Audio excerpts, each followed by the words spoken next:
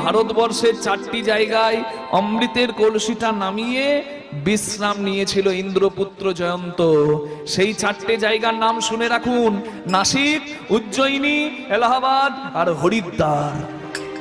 এই 4টে জায়গায় অমৃতের কলসি নামানো হয়েছিল বলে আজও 12 বছর পর পর এই 4টে জায়গায় 12টা বছর পর পর, 12 বছর মানে আমাদের হিসাবে একটা যুগ ধরা হয়, 12 বছর পর পর এই 4টে জায়গায় পৃথিবীর সব থেকে বড় মেলা হয়।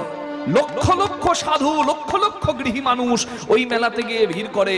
সব থেকে বড় জনসমাগম, পৃথিবীর সব থেকে বড় জনসমাগম হয় সনাতনী হিন্দুদের সর্বোত্তম স্থান, সেই মেলাটির নাম হচ্ছে মহাকুম্ভ মেলা। নিতাই গৌর হরি বল।